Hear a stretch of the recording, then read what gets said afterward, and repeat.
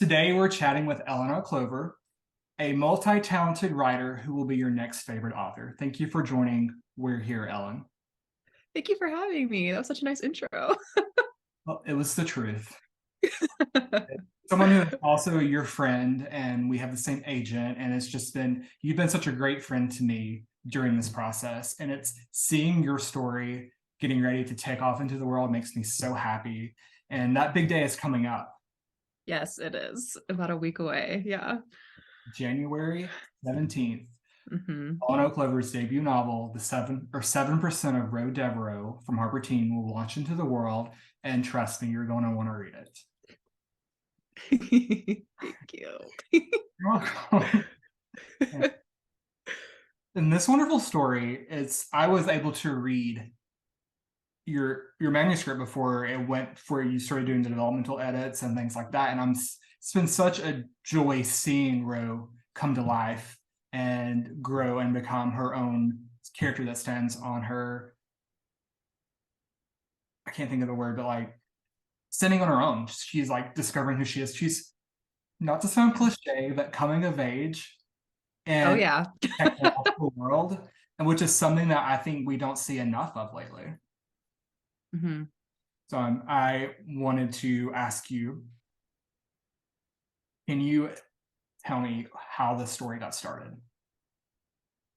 Yeah. So 7% of Devereaux is about a senior in high school who creates a future predicting app based on the game MASH. And when it unexpectedly goes viral, she and her app predicted perfect match, who also happens to be her ex best friend and worst enemy, are thrust together and forced to become the app's spokespeople. So they have to navigate both their senior year and the years of pain between them as the app kind of spirals out of control and takes over their lives. And I got the idea for the book while I was working as a copywriter for a software startup. And it was kind of the first time in my life that I had really been involved in the tech world. I've always been a total book person. I'm a humanities girl through and through. And so I wasn't really familiar with tech beyond what we all know about it because we have iPhones. But I was working in this software company and I was surrounded by all of these coding people all the time and just really steeped in that world and the fast pace of it. And I just kind of got hooked by this idea of this character who is a young woman and she is really, kind of precocious and super into tech. And she creates this thing that really just like goes on to have a life completely outside of her. And I wanted to write a story about both the incredible potential of technology, but also the sinister side of it, especially for young people. So that was kind of how it came to be. And well, first of all, love that. And I do want to say that you have finessed the friends to enemies to lovers trope. Like Thank I you. would die just put that on record. It's like your next book boyfriend will be Miller. If you're Oh, listening, thank so be you. prepared.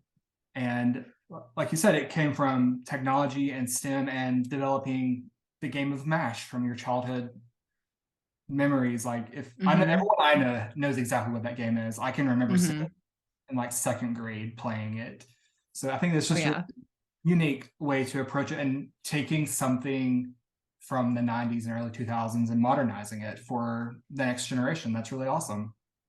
Yeah, thank you. Yes, I am a total MASH junkie. I played it so much growing up, and I love art that kind of like hooks that nostalgia but modernizes it. Like I don't know if you watch Pen 15, but it is this show where the creators play basically themselves but from middle school, and it just like the way that it brings me back to those feelings I had when I was that age is just like incredible. And I feel like I've processed so much of like my own lived experience from watching that show. And so I wanted to do something similar and like bring that nostalgia from my own childhood into like a vessel that was, more modern and made sense for teenagers today who I don't think grew up playing MASH. And so in the book, it's Ro's best friend, Marin. Her mother taught them to play MASH because it was a game that she played growing up. And so, obviously it's a central character in the story, this game, but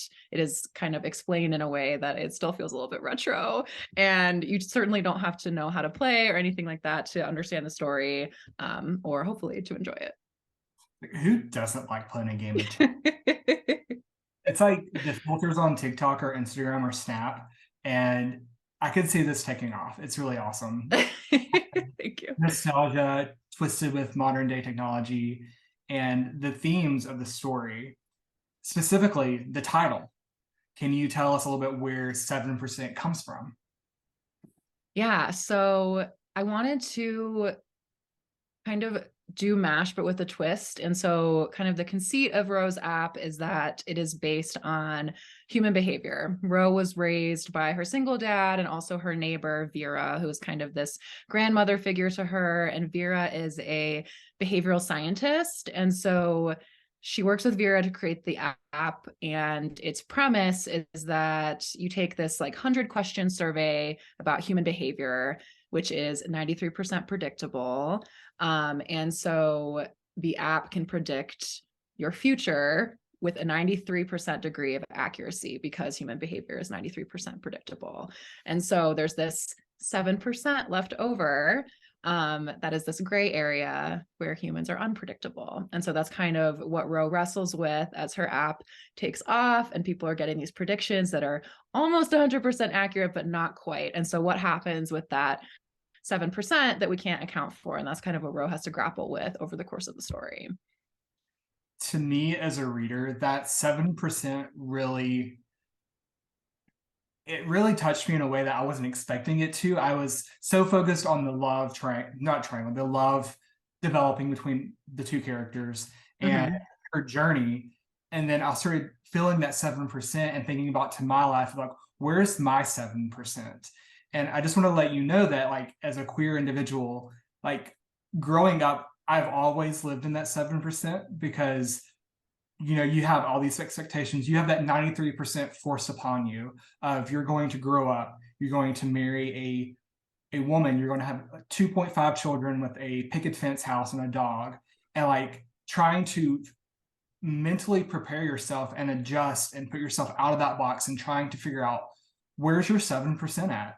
And I just wanted to thank you for writing that. And I think that anyone who is LGBTQIA or questioning themselves, whether they be allies or not, they're going to resonate with that because anyone can feel that pressure to fit into who people want them to be or who people predict them to be when they're small. So thank you for that. And those diverse themes, they're so relatable on a broad scale spectrum. And it was just wickedly smart of you to do. So thank you. Thank you so much.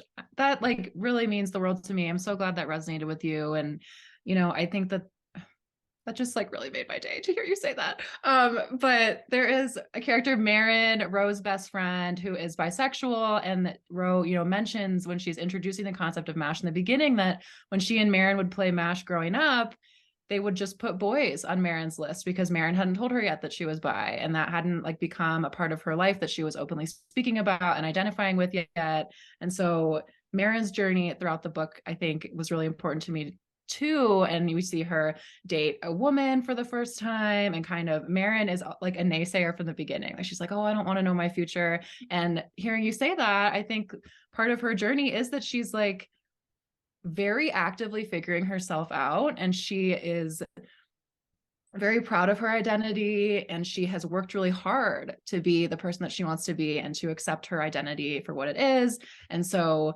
I think that she is like much more comfortable living in that unpredictable space and not being put in a box, whereas Ro is like, I want to know exactly what my future is going to be, and she's like perfectly fine with it all being mapped out for her. And Marin is kind of that little voice that's like, hey, like maybe there's something unpredictable that could happen in your life that might be better than what you were planning on. So yeah, that was kind of rambly, but You're absolutely correct that I could see that in Marin, and the way you approached her sexuality and her identity in the story, it is almost like that 93% of predictable, like, is accepted, and she's accepted. Like, there's no big stink about her being that way when in the game and listing the boys instead of female identifying individuals that she's interested in. And it's natural.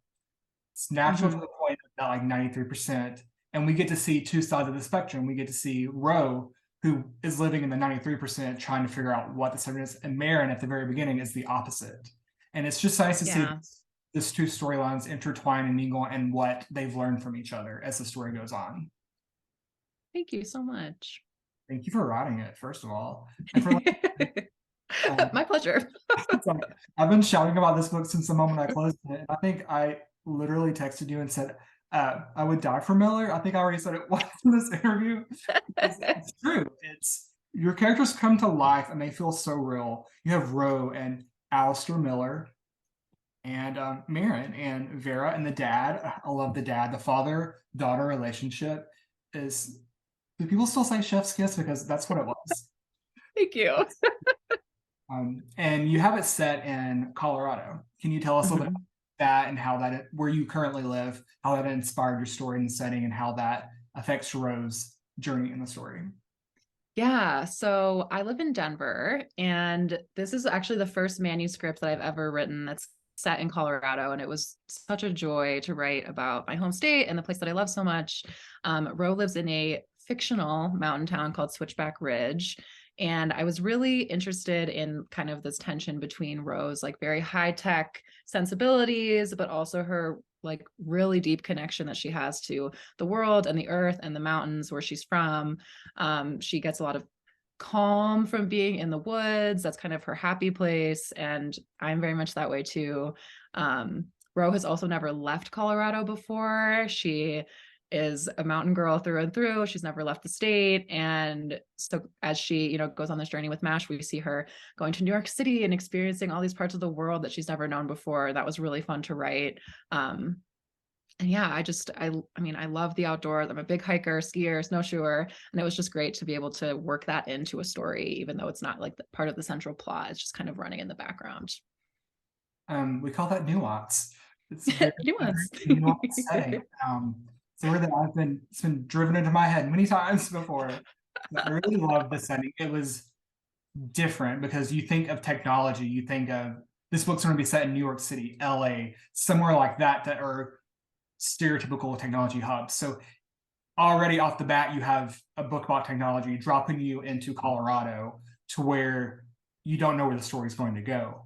Like, it only has room to go bigger as opposed to being in a different setting. And you can tell your love for the scenery and the setting, and it just paints such a great picture. Like, I felt I was there with Ro.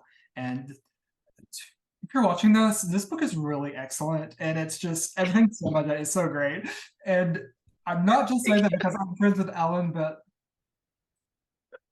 as I was writing my debut while I was reading this, and it's like it made me want to be a better writer.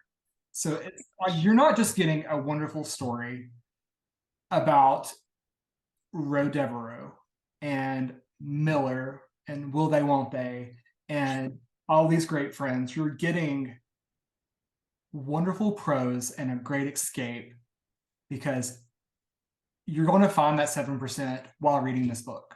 That's what I found when I was reading it. So it's like it's so much more than what you're thinking you're going to. It is the 7%. Like, you need life.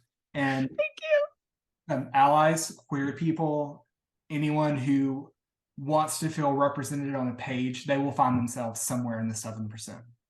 So you.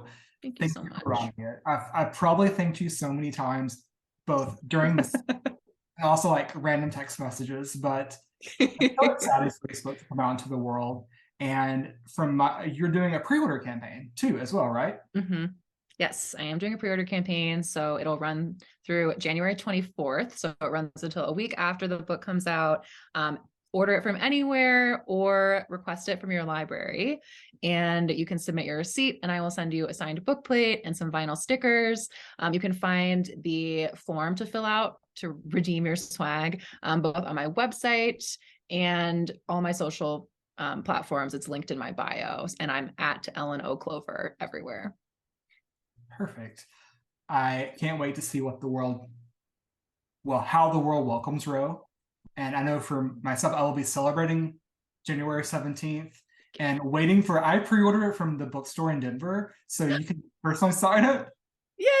I'll put a Yay! little message on my order form, so I can't wait for you to get that.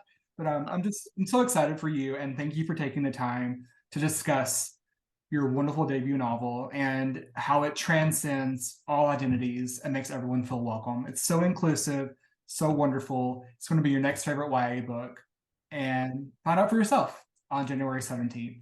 Thank you so much, Ellen, for taking the time to sit with me and chat on We're Here. Thank you. I loved being here. I love this newsletter. I love your book. People are just going to eat it up. I can't wait for it to be in the world 2024. So thank you, Matthew. Thank you.